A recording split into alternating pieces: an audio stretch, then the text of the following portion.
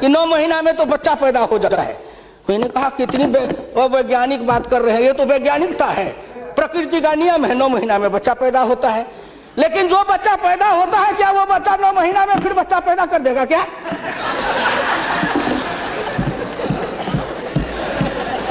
कितनी आप वैज्ञानिक बात बोल रहे हो। इस सरकार का 9 महीना हुआ, 10 महीना हुआ, सरकार पैदा हुई, अब क्या सोचते हो? आप क्या सोचते हो? ना कुछ मिले तो विरोधी में गए तो कुछ ना कुछ तो कहना है ना, नहीं तो दुनिया कैसे देखेगी कि विरोधी का काम कर रहे हैं। इसलिए आपसे मेरी विनम्र प्रार्थना है, अगर विरोधी का काम भी करना है तो आप अपने नेताओं को कहिए कि कुछ दिन हमारे पास आए, 6 महीना ट्रेनिंग दे देंगे कि हम विरोधी थे तो क्या करते थे। अरे नाटक भी करिए तो किसी डायरेक्टर से सीख तो लीजिए। जो गरीबी का डायरेक्टर है उससे सीखे नहीं, गरीबी का नाटक खेल रहे हैं। एक गांव में नाटक में हनुमान जी का पाठ करने वाला नहीं आया, उसने सोचा कि आज तो नाटक नहीं होगा। एक बहुत मोटा तगड़ा दुकानदार था, उनको पकड़ लाया, कहा तू नाटक कर, केवल खड़ा रहना। और जब वो खड़ा होकर पाठ करने लगा तो रावण ने डांट के कहा कि कहाँ गलाओ, तेल घिलाओ, इसके पूंछ में आग लगाओ। उसको हुआ कि अब तो जल के मरेंगे। तो कहा हजूर हम तो हनुमान जी नहीं है, हम तो बनिया है, अपनी दुकान चला रहे थे। वैसे ही आप नाटक करिएगा। इसलिए आपसे मेरी विनम्र प्रार्थना है, आपसे मेरी विनम्र प्रार्थना है कि इसको देखिए। दिशा, जब तक आपके पास में दृष्टि नहीं बनेगी, आपकी दिशा नहीं ठीक थी, आपकी दृष्टि नहीं ठीक थी, तो आप संकल्प क्या कर रहे थे? चलता है सब, आप कहे कि हम भी चले, आपका बजट चला, आपकी अर्थनीति चली, आर्थिक विषमता, सामाजिक विषमता, राजनीतिक विषमता, प्रशासनिक विषमता। क्या मैं पूछता हूं कि आपके किसी बजट से इन विषमताओं को अंत करने के लिए कोई काम किया? नहीं किया। इसलिए हमारे गुरु डॉक्टर लोहिया कहते थे कि हिंदुस्तान में जब तक जाति प्रथा है और जब तक इस जाति प्रथा का रोग रहेगा तब तक हिंदुस्तान का कल्याण नहीं होगा। भ्रष्टाचार के पीछे भी जाति प्रथा है। कोई माननीय प्रधानमंत्री बैठे हैं हिंदुस्तान के अंदर, किसी को अगर चाहेंगे कुछ कर दे, प्रधानमंत्री रहते हुए क्या है जो कर देंगे? जिस जात का सरकारी नौकर होता है, मैं भी इतने दिन तक 54 वर्ष रह के देखा, मंत्री रह के देखा, जिस जात का सरकारी नौकर, उसके ऊपर कलम उठाइए तो उसके जात का न जाने कहां से कहां सभी जगह से लोग आ जाते हैं उसको बचाने के लिए। जात पर हमला, अगर किसी बेईमान पर हमला है तो जात पर हमला, किसी भ्रष्टाचारी पर हमला है तो माना जाता है जात पर हमला है। इस जात को तोड़ने के लिए सबसे बड़ा कदम उठाना पड़ेगा। मैं वित्त मंत्री जी को धन्यवाद देता हूं, प्रधानमंत्री जी को, कि कुछ योजनाएं ऐसी आई हैं, लेकिन मैं एक प्रार्थना करूंगा। हमको कहते हैं कि आरक्षण की बात मैं कहता हूं शुरू दिन से, सदन सहमत हो और आप भी सहमत हो तो प्रधानमंत्री जी से कहूं कि तुरंत लागू करिए। लेकिन इसमें सहमति का सवाल है, राष्ट्रीय सहमति, सदन की सहमति, आपकी सहमति। सब आरक्षण मेरा खत्म कर दीजिए, लेकिन एक कर दीजिए, सरकारी नौकरी और सरकारी सेवा, इन दोनों के लिए अंतर जातीय विवाह को अनिवार्य करिए।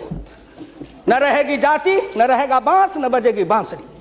जातियां टूटेगी, अंतर जातीयता के कारण हिंदुस्तान में एक जाति बनेगी, वह जाति बनेगी भारतीय, वह जाति बनेगी मानव जाति। इन जातियों के रेखा को तोड़िए। इसके लिए अगर कर सकते हैं तो आप सहमत है तो बोलिए। आप कहते हैं गरीब और अमीर मिटा देंगे, लेकिन न्यूनतम और अधिकतम की रेखा तय कर यह सरकार करना चाहे, नरेंद्र मोदी जी चुटकी में कर देंगे, क्योंकि इनका क्या बिगड़ेगा? इनका कुछ नहीं बिगड़ेगा। नरेंद्र मोदी जी अगर न्यूनतम और अधिकतम की रेखा तय करेंगे तो इनका कुछ जाएगा, न परिवार का जाएगा, न बाल बच्चे का जाएगा, किसी का कुछ नहीं बिगड़ने वाला है।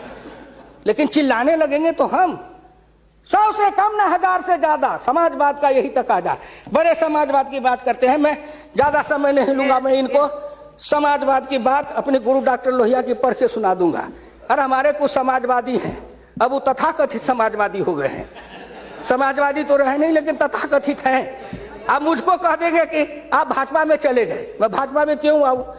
आपके ऐसे दल बने, इस दल के टुकड़े 1000 हुए, कोई यहाँ गिरे, कोई वहां गिरे। मैं कहां कहां दौड़ा फिरता, मैं चला आया भाजपा में। मैं भारतीय जनता पार्टी के नेताओं को धन्यवाद देना चाहता हूं कि हुकुमदेव नारायण 3 बरस से ज्यादा किसी पार्टी को दुरुस्त नहीं रहने देता था। आज 20 बरस से भारतीय जनता पार्टी में अटल अटक खड़ा हूं। इस पार्टी में जब तक कोई ताकत नहीं है, अडवाणी जी में, अटल जी में, नरेंद्र मोदी जी में, इन सब लोगों में जब कोई गुण नहीं है, तो मेरे जैसे उदंड आदमी को 20 वर्ष तक अपने पिंजरे में रख लिया है, कोई साधारण योग्यता है? इस बात को समझो। मैं आखिरी में कहूंगा अध्यक्ष महोदय, समाजवाद हर किसी से अन्य सिद्धांत की तरह एक होता है थोक, एक होता है फुटकर, एक होता है सगुण, एक होता है निर्गुण, एक होता है सिद्धांत, एक होता है कार्यक्रम। समाजवाद से एक सीढ़ी नीचे उतरो, उस सीढ़ी का नाम है बराबरी। उस बराबरी से एक सीढ़ी नीचे उतरो, गौर करिएगा कौन कौन बराबरी, आर्थिक बराबरी, सामाजिक बराबरी, राजकीय बराबरी, धार्मिक बराबरी। उससे एक सीढ़ी और नीचे उतरो, तब उसके बाद आएगी समता, संपूर्ण समता, संभव समता।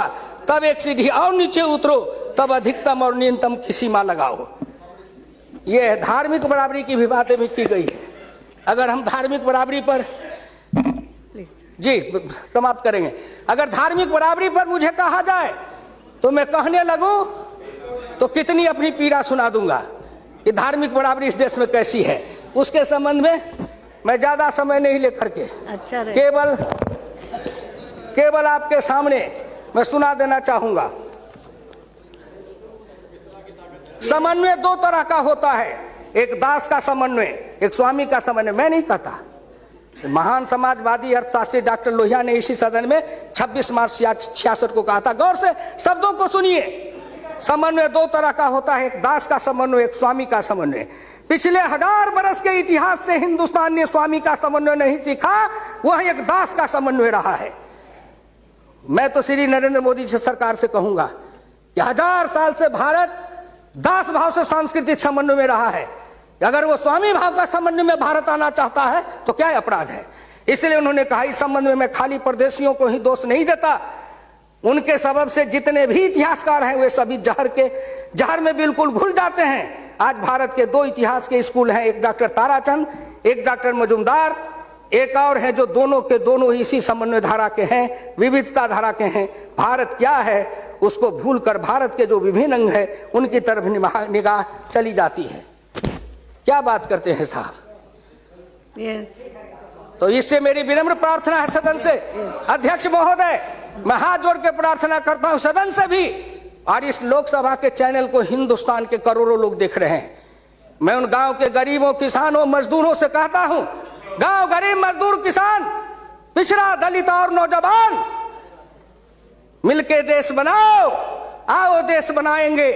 और नरेंद्र मोदी के प्रधान रहते हुए एक बार नहीं, अगर हिंदुस्तान में आपने जितने दिन रहा, एक बार में तो थोड़ी सी रेखाएं बनाई जाएगी, दूसरे बार में मिट्टी डालेंगे, तीसरे बार में तब न पिचिंग करेंगे।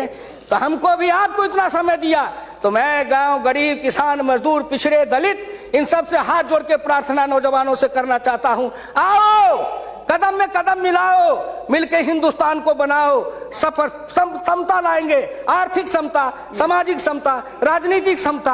अगर इन्होंने मुझको 12 रुपया महीना पर जीवन बीमा कर दिया तो बड़े लोगों का कलेजा फटने लगा कि 12 रुपया में सबको जीवन बीमा कर रहे हैं। खेत में काम करेंगे, बीमार पड़ेंगे, मरेंगे, तो हम जिम 1 रुपया, हाँ 12 रुपया साल, 12 रुपया साल, 1 रुपया महीना। तंबाकू का गुटखा भी खाते हैं तो 3 रुपया में मिलता है, उससे भी सस्ता जीवन बीमा इस सरकार ने दे दिया गरीबों को।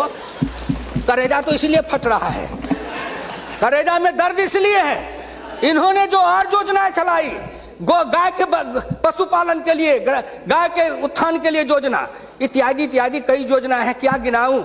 हरि अनंत हरि कथन अनंत। मुद्रा बैंक बनाए, उसमें छोटी इकाई वाले को कर्जा देंगे, छोटी इकाई, वो छोटी इकाई का जो गांव वाला कर्जा खाएगा उसको किसको देंगे ये? इसलिए आपसे मेरी विनम्र प्रार्थना है कि 1 सेकंड में, 1 मिनट में इस बात को कह के खत्म करूंगा।